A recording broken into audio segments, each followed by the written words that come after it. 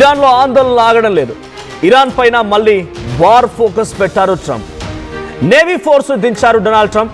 ఇక ఇరాన్ను దారికి తెచ్చుకోవాల్సిందేనని చెప్పి ట్రంప్ నిశ్చయించుకున్నట్టు తెలుస్తోంది. అవసరమైతే గ్రీన్లాండ్ విషయం కాస్త రోజులు పక్కన పెట్టినా పర్వాలేదు, కానీ ఇరాన్పై పట్టు వదిలితే మళ్ళీ వాళ్ళు పుంజుకునే అవకాశం ఉంటుంది, తిరిగి మళ్ళీ వాళ్ళ సామర్థ్యాన్ని పెంచుకునే అవకాశం ఉంటుంది. కాబట్టి దెబ్బ కొట్టినప్పుడే మళ్ళీ చార్చి కొట్టాలి, చచ్చిన పాముని మళ్ళీ మళ్ళీ చంపాలన్నట్టుగా ఇరాన్ పైన ట్రంప్ భావిస్తున్నారట. ఇక ఒక్క గురువారం రోజునే అంటే నిన్ననే 837 మందిని మరణశిక్షల నుంచి తప్పించాను, నేను కాపాడాను, నేను లేకపోతే ఇరాన్ ఏమవుతుందో అని చెప్పి ట్రంప్ అంటున్నారట. ఇరాన్ పౌరుల బాధ్యత నాదే అంటున్నారు ట్రంప్. ఇక ఖమేనీ మాటలు వినకపోవడంతో సముద్ర మార్గాల్లో యుద్ధ విమానాలను మోహరించి ఉంచారు ఆయన. సో దీంతో ఇజ్రాయెల్ కూడా అలర్ట్ చేశారు. ఇజ్రాయెల్ కూడా అలర్ట్ అయింది. ఇజ్రాయెల్ కూడా ఈ యొక్క యుద్ధ వాతావరణంలోకి ఎంట్రీ ఇచ్చింది. ఇరాన్లో ఉద్రిక్తతల మధ్య అటు అమెరికా, ఇజ్రాయెల్ రెండు కూడా తన నావీ ఫోర్స్ని సిద్ధం చేసుకున్నాయి. సో ప్రస్తుతం మీరు విజువల్లో చూస్తున్నట్టుగా సముద్ర మార్గాల్లో యుఎస్ స్ట్రైకర్ గ్రూప్స్ షిప్స్ రంగంలోకి దిగాయి.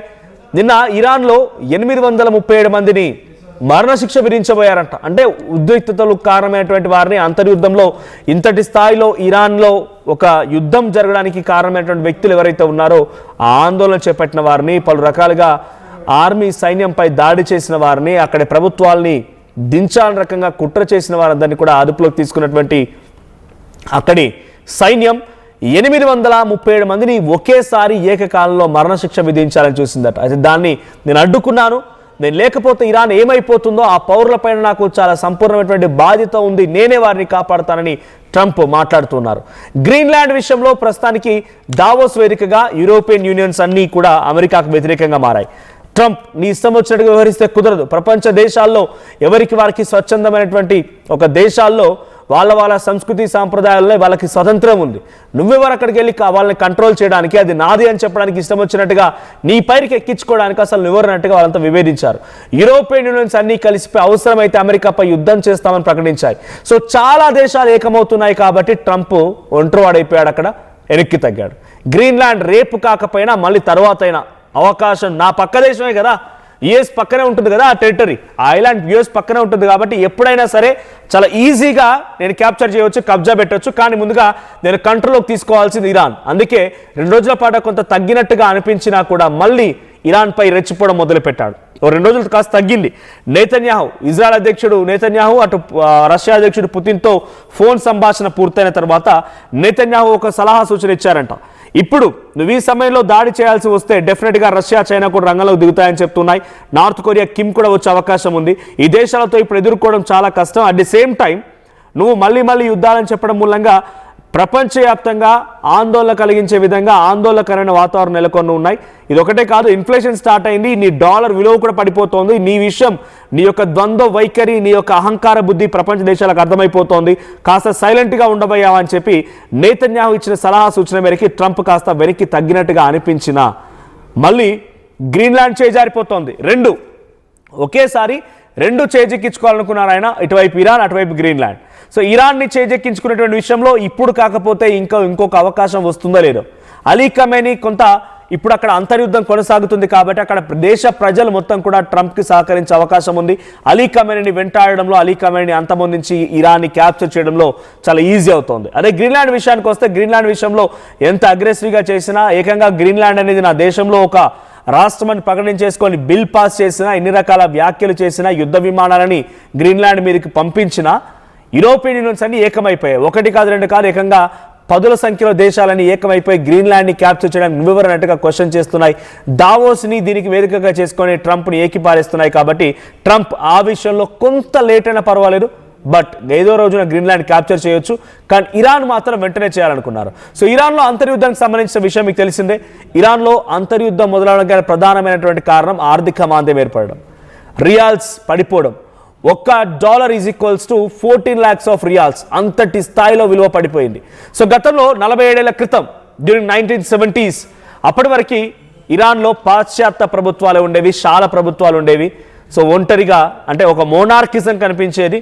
అమెరికా అండర్లోనే వాళ్ళు పనిచేస్తూ ఉండేవారు, వాళ్ళ మాట వినేవారు, లేకపోతే వాళ్ళ మధ్య సఖ్యత, సంబంధాలు, సన్నిహితం ఉండేది. కానీ ఎప్పుడైతే ఆ ప్రభుత్వాలు మారిపోయాయో, ఇస్లామిక్ దేశంగా కంప్లీట్గా మార్చాలనేటువంటి నేపథ్యంలో అలీ ఖమేనీ ప్రస్తుతం సుప్రీం లీడర్ అలీ ఖమేనీ అక్కడ ఉన్నటువంటి మత పెద్దలు గురువులతో ఒక ఉద్యమాన్ని నడిపించి ఎప్పుడైతే ఇస్లామిక్ మొత్తాన్ని కూడా తమ కంట్రోల్లోకి తీసుకున్నారో ఆ రోజు నుంచి 47 ఏళ్ల పాటుగా కంటిన్యూస్గా హీఈస్ ద సుప్రీం లీడర్. అంటే ఆయన నేతృత్వంలోని ప్రభుత్వాలు ఎక్కడ ఉంటాయి, ఆయన ప్రజల చేత ఎన్నుకోబడి డైరెక్ట్గా ఆయనే సుప్రీం లీడర్గా ఉంటాడు, ఆయన ఎన్నికలు నిర్వహిస్తాడు.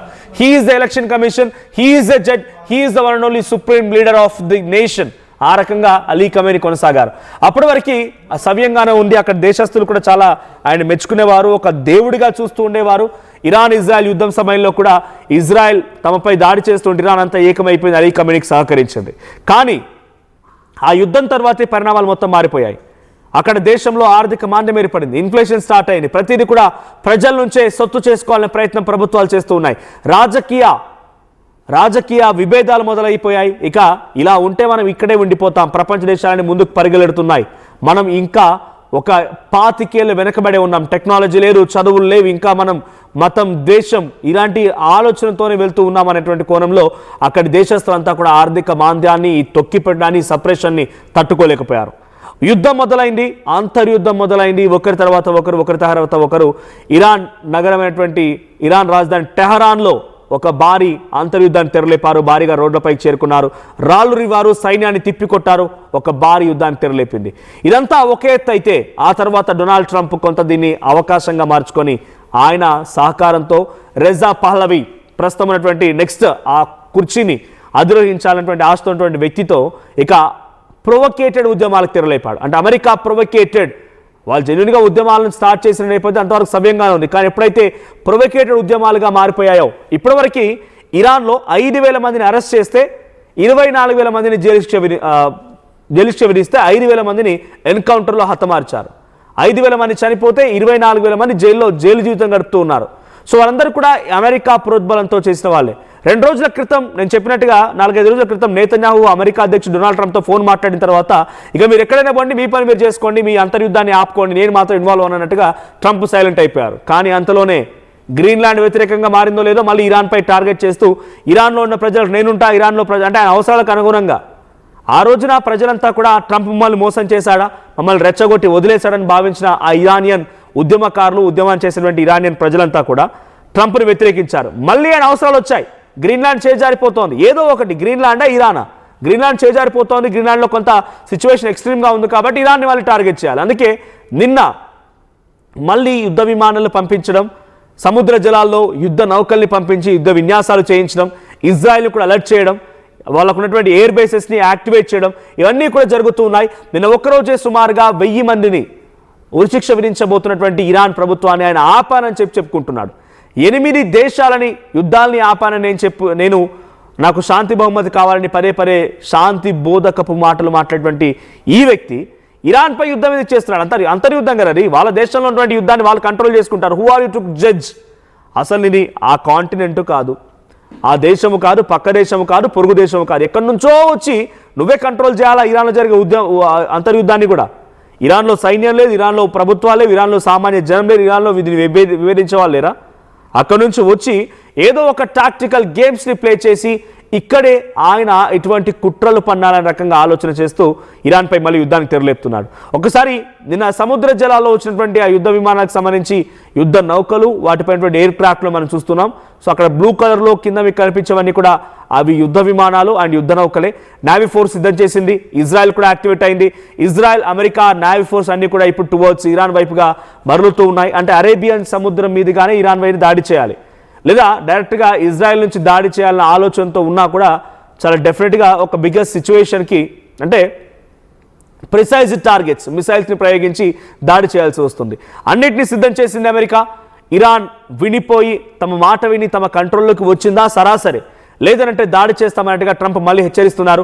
అక్కడి ప్రజల్ని తనకు అనుగుణంగా అక్కడ జరిగే ఉద్యమాలని మార్చుకోవడంలో ట్రంప్ చాలా విశ్వ ప్రయత్నాలు చేస్తూ వాటిని సఫలీకృతం అవుతున్నారని చెప్పాలి. సో నిన్న వచ్చినటువంటి యుద్ధ విన్యాసాలకు సంబంధించి ఆ విజువల్ చూద్దాం. At the same time America నిజంగానే ఇరాన్పై దాడి చేయాల్సి వస్తే రష్యా, చైనా, నార్త్ కొరియా రంగంలోకి దిగుతాయా?